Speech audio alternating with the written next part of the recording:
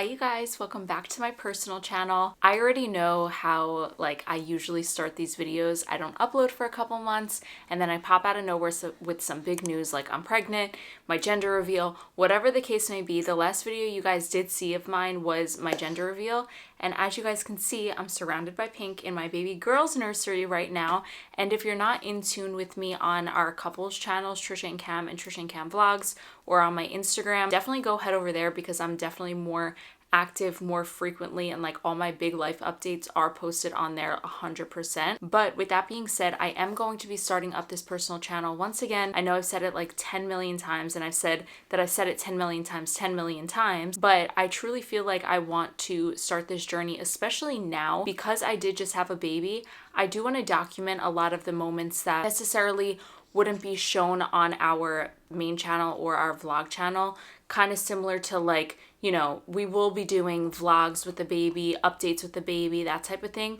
But I feel like something that I won't be showcasing fully and full-fledged on that channel would be mommy day in the lives. And there might be some here and there, but definitely on this channel would be more about me and the day in the life and the baby, as opposed to how I function as a couple in the day of the life, if that makes sense. So I definitely want to stay active. And then also just being a mom in general. Baby girl is right here in her baby Bajoran bouncer right now, and I will be doing a bunch of different videos. I have a list on my phone of videos that I definitely want to get done for you guys, and I'm probably gonna try to bang them out ASAP. If there are any videos that you guys do want to see, make sure you guys comment them down below. But as you guys can see by the title, today I'm going to be doing a labor and delivery Q&A. I did ask you guys on Instagram a bunch of questions regarding my labor and delivery, so I'm gonna just hop right into it. If you guys are excited for this new journey for me being a mom on this channel, make sure you guys give this video a big thumbs up and also subscribe to our channel if you are new. I said subscribe to our channel. Subscribe to my channel if you are new. But I'm gonna hop right into the questions. So the first question is, I feel like I got this question a million times. Overall, labor and delivery pain 1 through 10. So I'm gonna judge that off of physical pain. I would definitely say it ranged throughout my labor as expected. So at some points of my labor, I would definitely say 10. At some points, I would say 3. But going into my induction, which I'll get into in a second, I was already at a 3 to 4 minimum, just physically, because I was just really, really pregnant and really uncomfortable. So I would say it ranges, but I definitely hit that 10 or even 11 at some point during my labor. How long did you have to push to have her? About 40 minutes tops. Yeah, it took me about 40 minutes to push her out. How long was your labor? It's kind of hard to say because I was induced. I didn't really have that oh my gosh, I'm in labor type moment. I went in at 7 p.m. on April 25th, and I had her at 10:28 p.m. on April 26th. So I wouldn't say that I was in labor the second I went in at 7, or as soon as they started the Cervical at 7 p.m. Maybe just under 24 hours, but I wasn't in active labor, but maybe I was. I don't really know, but yeah, I got at the hospital at 6 p.m. on the 25th, had her at 10:28 p.m. on the next day. How did you feel down there after childbirth and being stitched? So I did get the epidural, which was another one of the questions that I received. I just felt numb and pressure. I didn't really feel pain, but also I feel a lot of that is mindset. You could 100% have all the numbness down there, but if you're mentally sitting there saying, oh my gosh, I'm expecting to feel pain, I'm expecting to feel pain, you're gonna feel pain. Or vice versa. If you're in a number 11 pain scale and you're oh, I'm not in pain, then you might feel a little less pain, So I feel your mindset kind of matches with that, and it's different for every person. For me, I felt okay.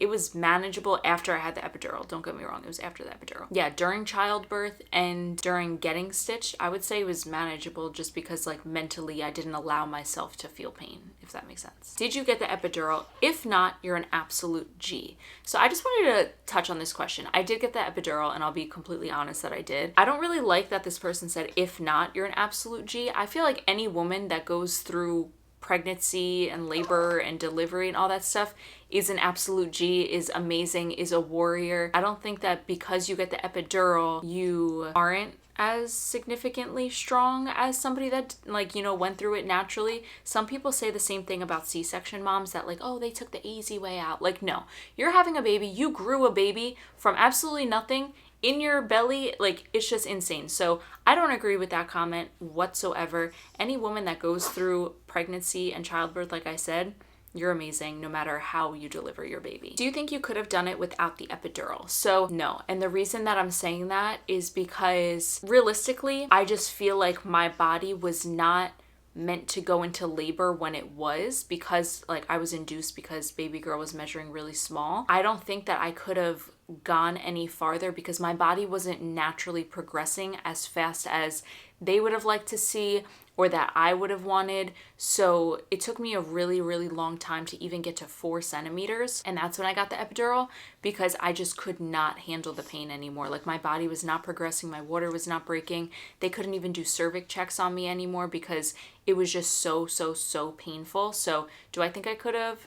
Absolutely not. Was labor harder or easier than you thought it was going to be? Easier physically, way harder mentally. Did you tear? Yes, I had a 1st-degree tear. What was the first thing you ate after giving birth? So actually, because I delivered her at 10:30 at night, there wasn't many things open. So I went on DoorDash. It was about 1 a.m. by the time like I was like, all right, settled down, you know, I was cleaned up. We were about to go into postpartum and we were kind of like, all right, what should we have waiting for us? And the only thing that was available was White Castle and Taco Bell. So we got Taco Bell, and by the time Cameron actually was able to go down and get it, because he had to transfer all of our bags over into the postpartum room, it was cold, it was nasty, it was definitely not a wonderful postpartum meal that like most people, you know, dream of having. Did you poop? I did not. How has the recovery been after a vaginal delivery? So I think I'm actually going to do a separate postpartum Q&A where like I kind of get like in depth with everything. Was giving birth the worst physical pain you have experienced? Yes, childbirth was 100% the worst thing I've ever felt. Was there one time that you screamed when pushing Kyla out? No, I didn't scream at all. I grunted one time, but that was because like I was pushing so hard that like I lost my breath and I grunted.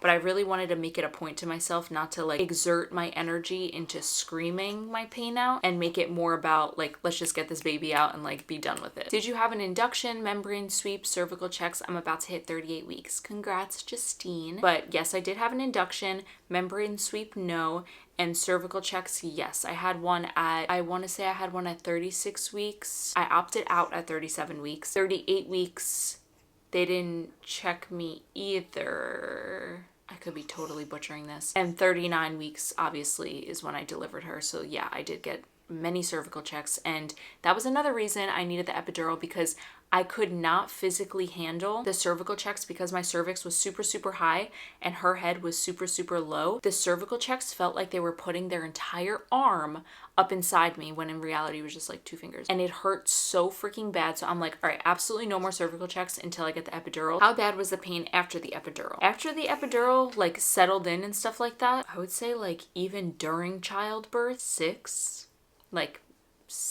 even when I was pushing her out. After the epidural wore off, we were back at a 10. What was the feeling you felt when you seen your little girl face? It was a feeling that I will never ever be able to forget, but like I also can't explain. I don't really know the words to explain it. I can get emotional. Looking at her and like knowing that like I created all of that, and the beginning of that creation before my body did it, she was created through the love of Cameron and I. It was just an unexplainable feeling of love toward her, but also an entirely new level was unlocked of love with my boyfriend Cameron. It was just a insane feeling. When you first saw baby girl, did you feel like your life instantly changed? Yes, I kind of just answered that, but absolutely. How did you feel when you heard the doctor saying that she could see Kyla's hair while pushing? That was honestly so motivating to me because I'm like, all right, I'm doing something right. Like she's coming out. So I just kept doing what I was doing. And then she was out pretty quickly. Why didn't you scream? Wasn't it painful? You're so strong, Tricia. Thank you so much, Annie. I didn't scream because I didn't want to exert my energy into forcing a sound out of me. I would have rather like applied that energy to an extra push. And I feel like that really helped me a lot because Usually they say 3 pushes per contraction, and each push should be like 10 seconds long. When I was pushing, they asked me, can you get a 4th one in during this contraction? And I did it every single time that they asked me to do it. I did it because she had to like get under the tailbone maybe, or whatever bone that is. What's something you didn't expect to happen? Me getting induced. I did not expect that to happen. I was told it could be a possibility. I was also told that birth plans never go to plan, but I was not planning at all to get induced, especially the day of my 39-week appointment. That was completely unexpected. Did the epidural last until delivery? Yes, I actually had to stay in the delivery room before I transferred to postpartum. I was completely numb. They asked me if I could walk to the postpartum, and I literally couldn't. I had to get on this thing, I forget what the machine's called, but I had to get on this thing to kind of wheel me over there because my left leg was like completely numb. But they didn't put me in postpartum until I could put a little bit of like weight on it. What was running in your mind at the entire process? That I just wanted to meet my baby. That was it. That was the only thing that was pushing me through. Like, once you go through all this pain, the stronger the pain is getting is because the closer you are to meeting baby girl. So that's kind of just what held me through, is because I wanted to meet Kyla so bad. When they first laid baby girl on you after delivery, did she stink? Some people say that they smell really bad. That's one thing I didn't even do. Like, I didn't even think to smell her. Like, I just kissed her, and even with the I think it's called the vernix, like that white stuff that was all over her, I didn't even care about what was on her, if there was, you know, stuff from me on her. Whatever there was, I gave my baby a kiss right away. I had the white stuff on my lips. I had it all over my chest.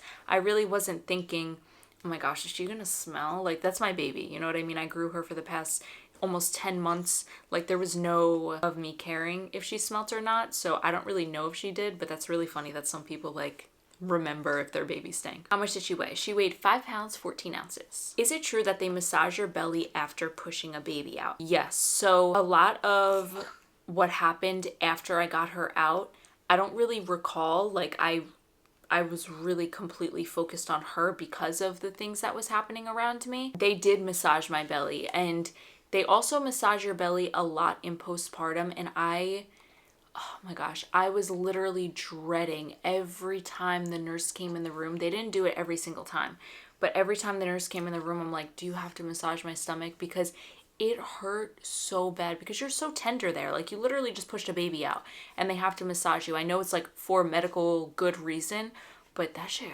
hurts. What was your original birth plan before the induction? My original birth plan, I didn't really have a birth plan because I knew that things don't go to plan. But something I was like kind of like hoping for was I would be sitting on the couch, and then I would have that movie gush of my water breaking, and then I would go right to the hospital, get the epidural, and then just like labor in the hospital, that type of thing. But yeah, clearly that didn't go to plan, which either way, I left the hospital with my baby. I'm super grateful for. After delivery, do you feel like your belly is empty, or do you just feel normal? I felt pretty normal. The only like emptiness I felt was it being very weird that I didn't feel her kicks anymore, because she was such an active baby. Like, I was just waiting for the kicks to happen, which they weren't going to because she was out of me. But I wouldn't say I felt that like emptiness that people say that they feel. I just felt like, why is she not kicking? You know what I mean? That type of thing. So I'm gonna make this my last question, and then I'll also do a postpartum Q&A talking about like kind of the after effects. Did you experience nausea or vomiting during labor? So when I got to the hospital, they put in the Cervical, and then around 9 p.m. or so, I was actually eating Chipotle because that was like the last meal I could have. I was eating Chipotle, and I got super nauseous, like super quick, and then I threw up the Chipotle. During delivery, I 100% was nauseous. I had to keep that like those little throw up bags next to me. I didn't end up throwing up, but then after I had her, I was throwing up, but they said that that was normal, so like it wasn't really of concern. But all right, you guys, that is going to be the end of my labor and delivery Q&A. I hope you guys enjoyed, and I hope I answered a lot of the questions. Anybody that is going to be going through labor and delivery or an induction soon, I promise it is just as much of a mental battle as it is a physical battle.